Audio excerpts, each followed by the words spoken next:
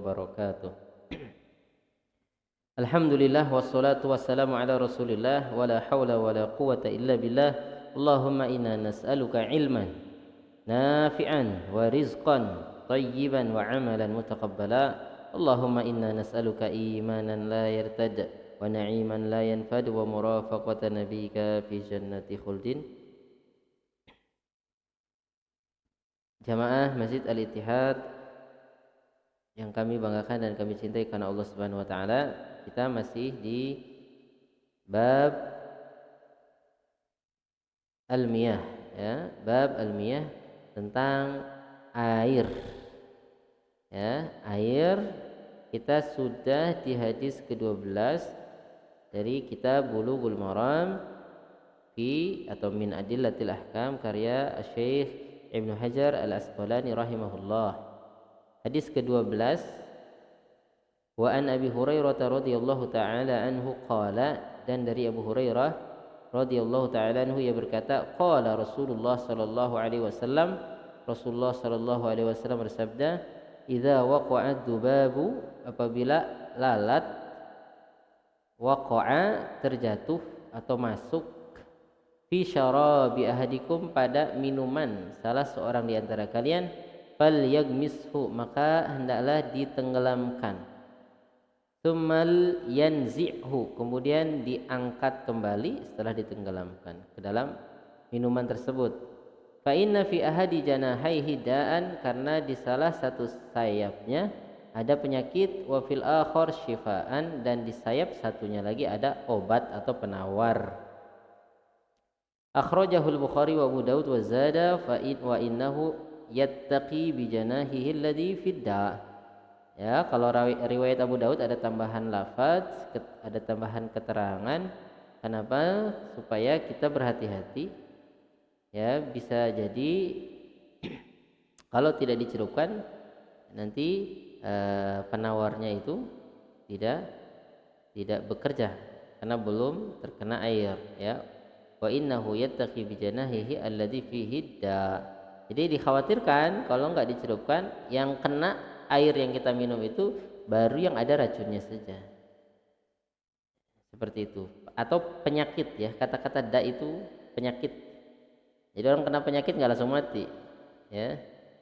Contohnya ada lalat masuk minuman kita, terus kita enggak apa-apain, langsung kita buang. Kita minum, kok enggak mati saya? Orang makan lalat aja enggak mati, Pak. Ada. Ya. Bukan mati nggak matinya, ya. Jadi penyakit, ya. Nah, mungkin satu sisi hadis ini sahih, ya, sanadnya muttasil riwayat Imam Bukhari. Satu sisi orang-orang itu nggak nerima hadis ini, orang Islam sendiri nggak terima, profesor banyaknya. Kenapa? Nggak masuk akal, nggak masuk akal. Lalat itu yang biasa kita saksikan hinggap di tempat kotor, beda dengan lebah. Nah, kebanyakan lebah itu rata-rata menghinggap di tempat yang baik. Walaupun ada juga lebah yang mengisap bunga tapi mengandung zat memabukkan. Jadi kalau diminum madunya agak banyak kita mabuk, tapi itu jarang. Secara umum lebah itu makan sari bunga, ya. Nah, kalau lalat itu yang kotor-kotor, ya, kebanyakan, ya, sering juga hinggap di hidung kita. Getek, ya. Geli. Dipukul nggak kena-kena. Ya. Kenapa? Karena ya kotor. Masa udah kena dicelup ditenggelamkan, ya, tambah kotor. Berarti hadis ini tidak sesuai dengan akal sehat, palsu. Walaupun hadis riwayat Imam Bukhari. Nah, ini tetap PR bagi kita, bagi sarjana muslim, walaupun sudah ada penelitiannya, tapi nggak apa-apa, neliti sendiri lagi dengan kemajuan teknologi yang ada sekarang. Nah, penyakitnya itu tergolong dalam apa? Ini tugas teman-teman yang di kesehatan. Ya, atau yang memang biologi lah, jurusan biologi itu punya tantangan untuk meneliti ini. Yang nolak ini bukan orang sekarang, dari dulu orang Mu'tazilah. Ya, orang Mu'tazilah, ya, menolak hadis ini. Tidak mau pakai hadis. Kenapa? Nggak masuk akal. walaupun ada sanadnya tersambung yang meriwayatkan Imam Bukhari ke gurunya sampai Rasulullah, nggak masuk, pokoknya nggak masuk akal saya, nggak ada. Makanya sampai nanti sebagian Mu'tazilah itu ada kubur, nggak ada. Ya begitu-gitu aja kok. Ya, ya. Jadi mereka ini berbahaya sebetulnya. Nah, jadi yang nomor satu itu keimanan. Nomor satu itu keimanan. Setelah keimanan boleh kita neliti. Nah, makanya yang pertama itu alladzina yu'minuna bil ghaib. Orang beriman itu harus beriman sama yang gaib dulu. Yang gaib itu ada gaib nisbi, ya. Setelah diteliti baru ketahuan setelah beratus-ratus tahun. Sekarang yang ada di dalam perut ibu zaman dulu, kalau jenis kelamin saja nggak ada yang tahu ini cowok cewek, nggak ada yang tahu, ya nggak dulu, kecuali ada yang ngeraba ahli banget ini. Ini ada anunya, ada batangnya, cowok. Tapi secara umum belum. Tapi sekarang dengan kemajuan teknologi bisa dengan laser ya kelihatan. Tapi kadang-kadang salah juga alatnya. Nah, seperti itu. Tapi yang dimaksud tidak ada yang tahu yang gaib apa yang ada di rahim itu bukan jenis kelamin. Nasibnya orang yang dalam perut itu gimana? Mau bagaimana ke depannya? Nasibnya bahagia atau enggak? Itu hanya Allah yang tahu. Seperti itu. Tapi memang kalau jenis kelamin juga apa namanya? Enggak tahu kalau dulu, sekarang jadi tahu. Dulu aja zaman Nabi itu enggak mungkin dari Mekah ke Palestina dalam waktu 1 malam. Enggak mungkin. Iya, enggak nyampe 1 malam, cuma berapa waktu saja. Enggak masuk akal. Tapi sekarang mungkin ya enggak hitungan jam bisa juga pakai Jordan Airlines atau apa gitu ya, atau dari Mekah Saudi Airlines ke Palestina ya, cepat aja. Nah itu jadi sesuatu yang dulu mukjizat sekarang mungkin apa namanya, tapi tetap kurang juga. Dulu Rasulullah tanpa pesawat, sekarang coba sampean tanpa pesawat. Bisa gak? Wah, sekencang-kencangnya ahli sprint itu Zohri, lalu Zohri yang Lombok atau siapa itu lari dari Mekah ke Palestina berapa bulan Pak? Lumayan, masih ya mungkin 29 hari, lebih cepat sehari saja. Kalau jalan kan sekitar 1 bulan. Nggak pakai apa-apa, masih mukjizat juga. Sekarang tuh nggak mukjizat katanya, tapi tetap pakai alat. Coba nggak pakai alat, bisa cepet ya? Bisa. Nah itu juga yang harus kita pikirkan. Yang Rasulullah makanya waktu pasca kejadian itu manusia itu apa namanya, ada yang tetap percaya, ada yang enggak, karena nggak masuk akal. Ya, nggak masuk akal. Bulan terbelah. Ya, bulan minta dibelah. Terlihat terbelah. Tetap aja orang-orang musyrik nggak percaya, enggak itu mata kita aja katanya. Bulannya mata kita lagi kunang-kunang begitu, bulannya kayak kebelah. Nggak percaya, pada bulan ditanya sama orang yang di ujung sono, bukan orang Mekah, memang terbelah pada waktu itu. Nah itu ada manuskripnya. Ya itu bagus juga. Adapun yang di YouTube katanya ada bekas belahan itu wallahu a'lam, hoax. Jangan langsung percaya juga mentang-mentang di YouTube. Ya. Nah, yang itu harus kita buktikan dengan manuskrip. Dan kayak ketika Nabi Muhammad ngomong begini, digini-gini dites sama orang-orang Quraisy. Ya benar, apa yang dikatakan Nabi Muhammad benar. Berarti Nabi Muhammad enggak bohong. Nah, kalau yang percaya Abu Bakar As-Siddiq, jangankan turun naik langit, jangankan ke Palestina gitu ya. Malaikat segitu cepatnya turun dari langit ke bumi ya, nyampaikan wahyu dari Tuhan, saya percaya. Enggak kelihatan, apalagi cuma gitu, percaya banget saya. Itu teman setianya Abu Bakar As-Siddiq. Yang lain membuli Nabi tukang bohong, Nabi tukang bohong. Repot. Kata Bakar, yang lebih dari itu saya percaya, apalagi cuma gitu. Dan kebiasaan Rasul itu nggak tukang bohong, memang orangnya baik sekali. Itu sering saya ngomong, Nabi mau hijrah itu kembalian dulu barang titipan tanpa biaya. Saking baiknya, sampean mau nitip apa, monggo titip di saya hartanya, amanah. Kalau kita kan ya ngapain jadi beban diri sendiri. Tapi Rasul nggak gitu, memang orangnya baik. Pokoknya harus berbuat baik karena jadi contoh juga. Jadi untuk dia berbohong tipis gitu kemungkinannya. Nah, karena kebiasaannya nggak bohong. Lain kalau memang tiap hari tukang ngibul, ya, keris petir, cetak-cetak, memang ada magnetnya itu. Tisu langsung bisa nyala, cus. Pas kena air, ya iya, memang zat kimia kena air bisa nyala. Nah itu banyak jual di toko sulap. Saya juga bisa gitu. Tapi jangan dikasih tahu orang kampung. Nah, ala kulihat kayak Musailamah itu orang ngaku nabi pakai sulap dia. Pengikutnya banyak, sahabat nabi sampai pada gugur semua. Ya, ya, pada gugur di Yamamah itu. Penghafal Quran mati, ya bukan mati nggak sopan, syahid. Dihantam sama pasukan Musailamah nabi palsu. Itu kenapa diikutin? Gara-gara jago sulap. Dan followernya langsung banyak. Coba yang tukang sulap pasti banyak followernya. Ketika ngaku nabi dipercaya. Karena apa namanya? Contohnya dia itu pinter malam-malam buat layangan. Ada suara-suaranya orang nggak tahu, wah itu turun wahyu ya. Padahal dia bisa buat layangan. Telur bisa masukkan telur ke dalam botol. Saya juga bisa. Rendam dulu di air cuka. Lama. Masuk tuh. Tapi jangan dikasih tahu. Banyak telur-telur yang dimasukkan udah direndam, agak empuk. Tapi hati-hati juga masukannya. Kalau pecah nggak enak juga. Tapi bisa jadi agak kenyal. Nah itu kan belajar kimia dikit-dikit.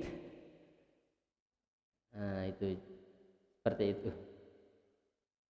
Nah itu ternyata bisa menghasilkan duit tukang sulap nih. Termasuk Musailamah, bahkan bisa menghasilkan pengikut. Dan subhanallah, gara-gara Musailamah al-Kadzab, ya semuanya sudah Allah takdirkan tentunya. Kaum muslimin banyak mati waktu kita bertempur dengan pasukan Musailamah. Nah, ada tukang sulap. Zaman dulu kan yang lain nggak baca, dia baca sendiri. Yang lain belajar, yang lain nggak belajar, dia belajar. Pinter lah gimana tekniknya. Biar minyak mendidih nggak apa-apa kena muka. Oh, cuci dengan minyak mendidih.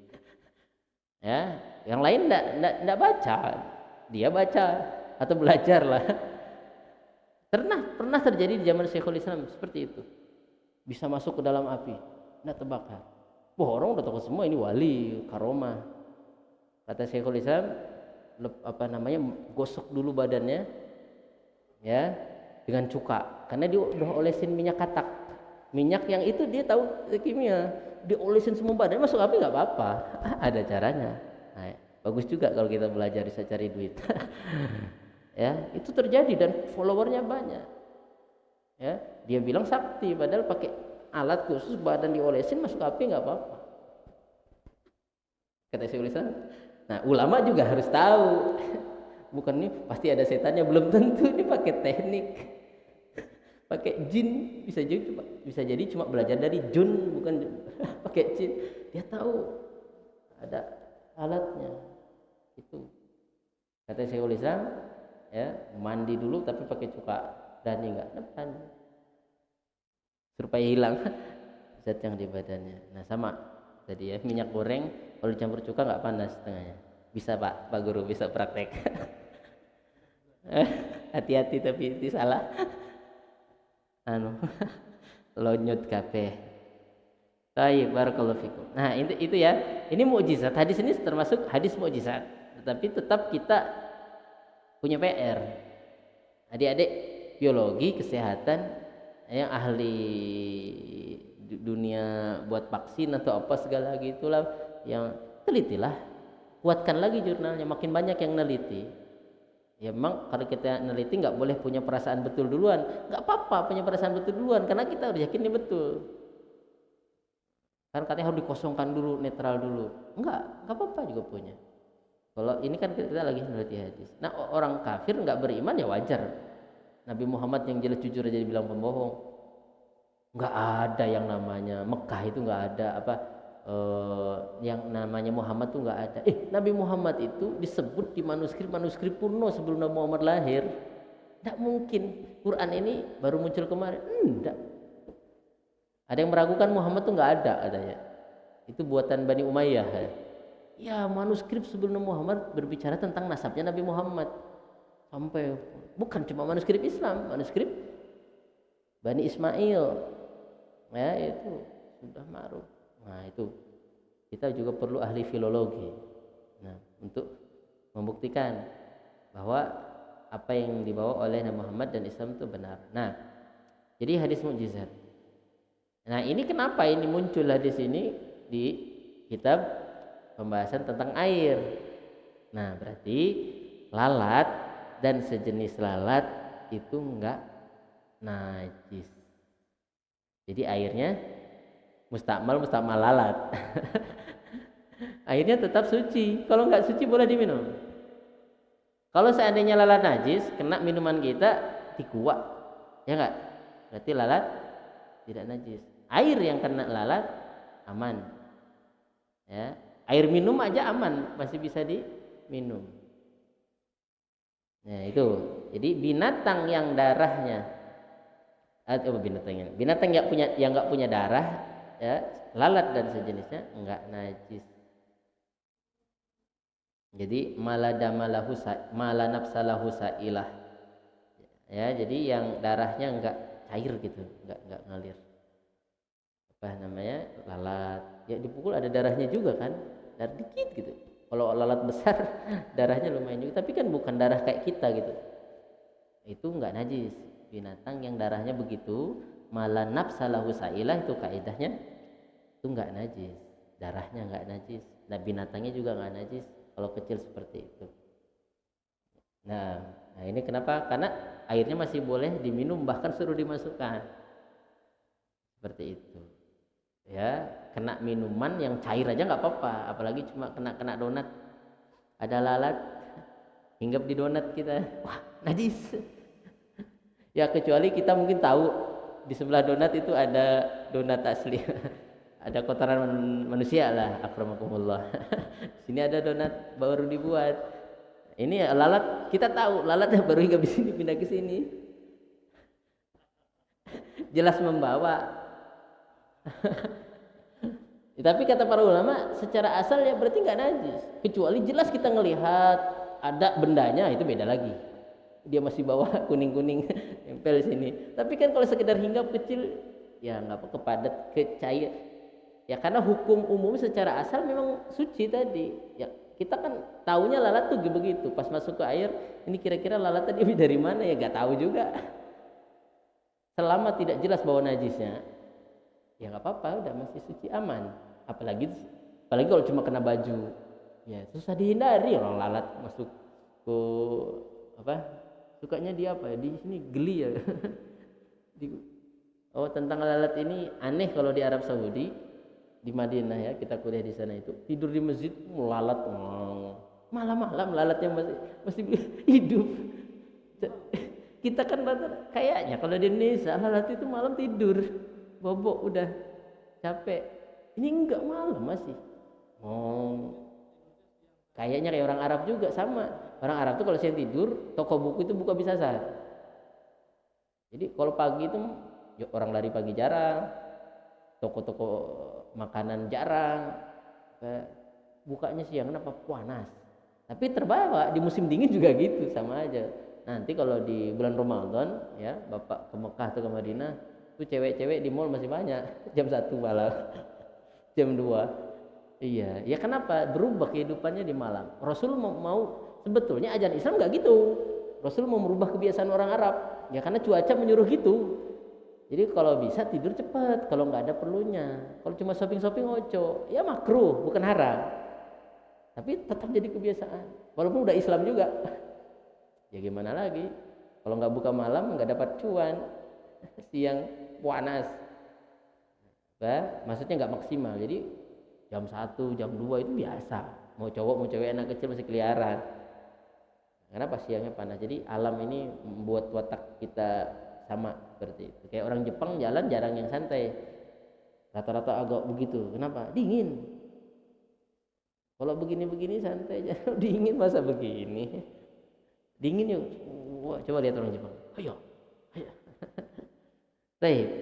Kalau kuliah Rasulullah suruh jangan tidur malam-malam kecuali ada perlunya, diskusi tentang umat, ngerjain tugas rakyat.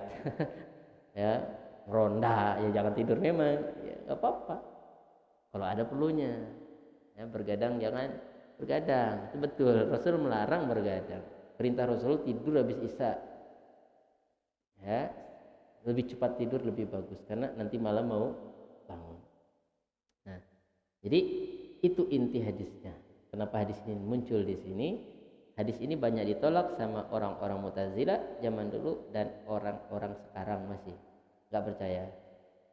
Nah, padahal banyak sekali riwayat-riwayat dalam Sahih Bukhari ya yang itu sesuai dengan kemajuan sains sekarang. Apalagi Al-Qur'an.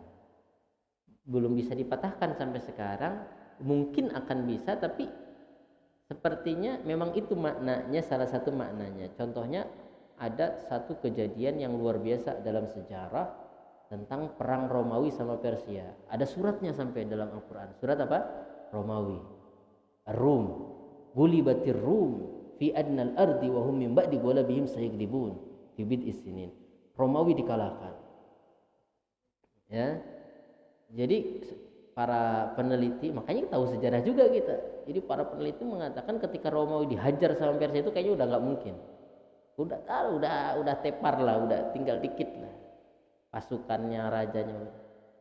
Tapi kata Allah dalam beberapa tahun ya 9 bida itu antara 3 sampai 9 dalam beberapa tahun akan menang kembali dan nggak akan lewat dari 10 tahun. Makanya ketika Romawi kalah umat Islam sedih. Di Mekah itu kan udah Rasulullah itu udah mengajarkan tauhid, Allah la ilaha illallah ya. Jadi ketika Romawi kalah itu umat Islam sedih. Rasulullah juga ngikutin perkembangan negeri sebelah itu lagi ngapain. Jangan tahu-tahu kita dijajah aja. Udah sampai mana? Tahu-tahu kita jadi kacung. Harus tahu Rasulullah tahu. Makanya ketika Romawi kalah, wah Rasulullah sedih, para sahabat sedih. Terus turun wahyu dalam beberapa tahun menang kembali. Nggak mungkin lebih dari 10 tahun. Sampai diejek sama orang Quraisy itu kan kalah. Ya, yang punya kitab ya, yang percaya dengan Nabi Isa apa gitu, nabi-nabi Quraisy kan walaupun punya Nabi Ibrahim yang percaya dulunya, tapi nggak ada kitabnya seperti itu. Sampai Abu Bakar taruhan. Nah, dulu taruhan masih dibolehin. Habis itu dilarang. Taruhan itu pasang. Kayak main bola aja. Dan Quraisy ya karena secara udah lebur itu Romawi. Menang karena Allah nggak mungkin, Nabi Muhammad nggak mungkin bohong, wahyu itu pasti benar. Pasang beneran, kalah Quraisy. Romawi menang kembali melawan Persia. Dan hebatnya fi adnal ardi, perangnya terjadi di bumi paling rendah, bumi paling cekung, dataran bumi paling rendah itu ada dekat Laut Mati. Jadi bumi, nah itu kan zaman dulu sempat nggak ngukur bumi paling bawah itu di mana? Nggak sempat ya, karena Allah yang buat bumi ini tahu. Nah, itu salah satunya. Jadi orang-orang ketika ngeliat gini, wah ini Quran berarti bukan karangan Muhammad nggak pernah neliti membandingkan permukaan bumi paling bawah, kan harus ngeliat bumi dulu atau ada rumusnya dulu atau pernah keliling dulu ya, atau punya globe dulu. Ini bumi paling rendah fi adnal ardi. Subhanallah. Makanya sekali lagi saya sering bicara, kalau di Amerika itu orang masuk Islam tiap hari itu para tokoh, para peneliti, orang pintar. Baca-baca, dia neliti, dikasih Quran, baca terjemahannya udah, wah ini kok seperti ini udah, ini bukan kata-kata manusia ini. Ini memang Tuhan supaya kita nggak tersesat di dunia pakai ini. Ada kisah orang Pakistan ngasih orang ateis, ya Kristen asalnya, dikasih Quran terjemahan bahasa Inggris. Nah, orang ini tuh orang Barat kan suka galau gitu, mencari, semua agama udah dia cari, masih nggak percaya. Ya iseng satu yang belum saya cari kan, dulu masih ingat dikasih temennya Al-Quran. Ya buka terjemahnya, dia baca langsung nangis, masuk Islam. Karena ini bagi orang yang betul-betul peneliti, saintis, yang memang hatinya bersih, dapat siapa Tuhan, hidup ngapain, mau ngapain, habis mati mau kemana, lengkap, paket lengkap. Al-Quran Al-Karim. Makanya hudan linnas, hudan lil muttaqin. Orang-orang yang takut itu dapat petunjuknya dari Al-Quran.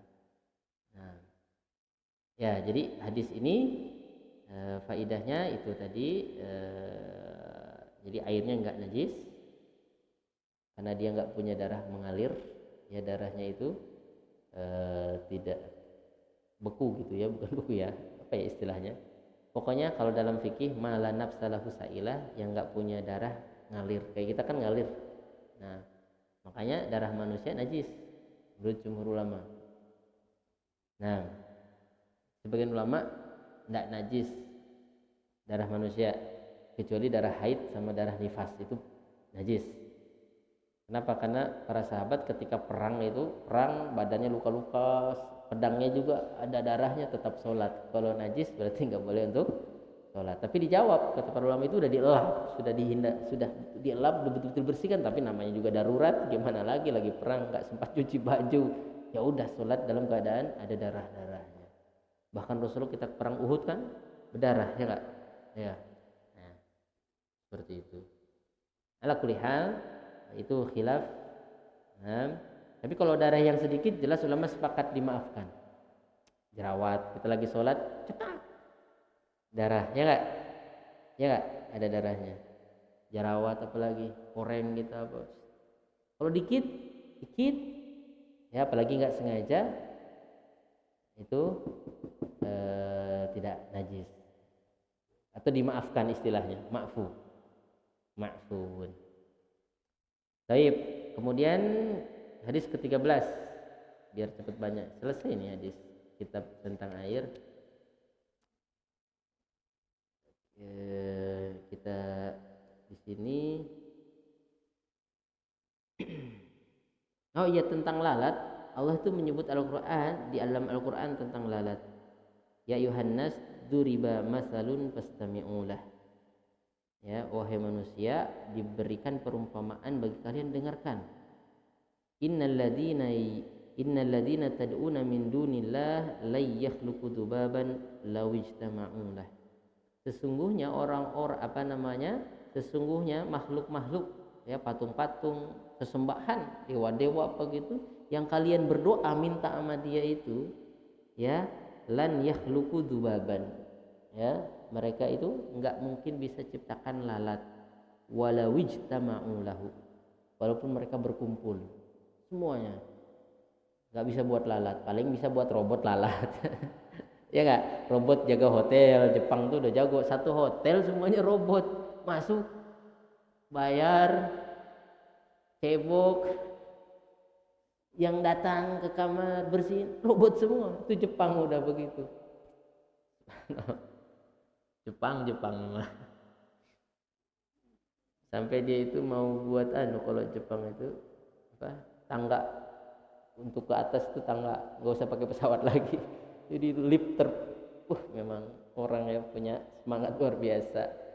Tapi kadang-kadang orang begitu itu jadi ateis juga. Makanya dalam Al-Quran itu ada saintis. Iya, makanya dia terlalu mengagungkan keilmuannya dia. Makanya dalam Al-Quran juga ada Haman.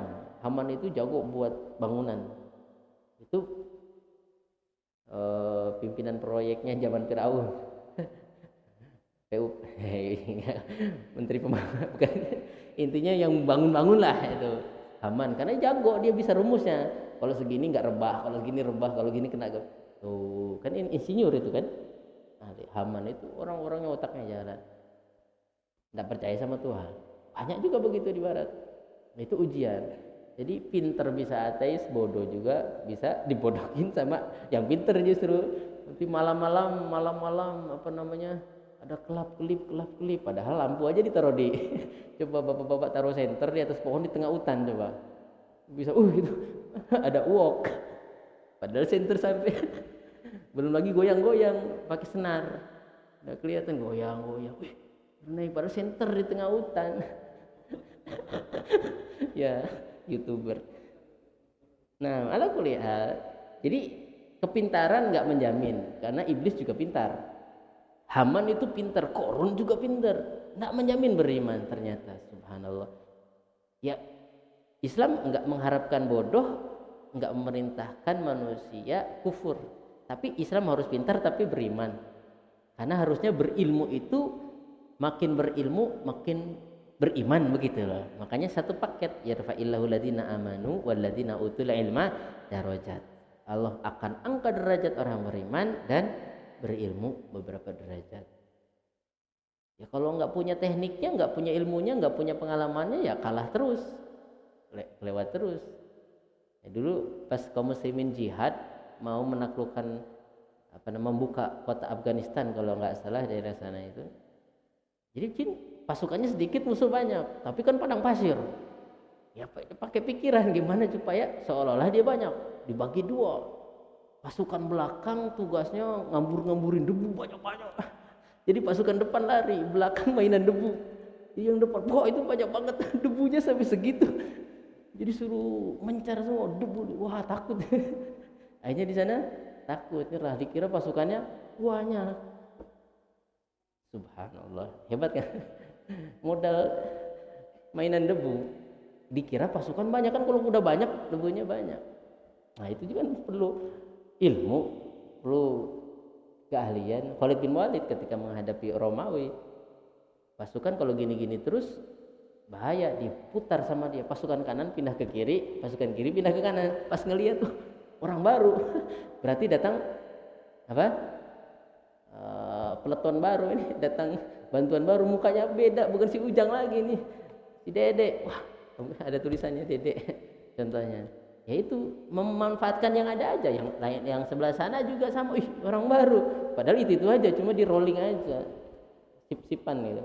Akhirnya mereka mundur, takut umat Islam mundur karena nggak seimbang sekali, ribu ngelawan ratusan ribu. Ya tapi mah harus main, itu kan keahlian juga, kepintaran. Nah jadi itu apa namanya, hadis yang kita baca malam ini, hadis 12. Terus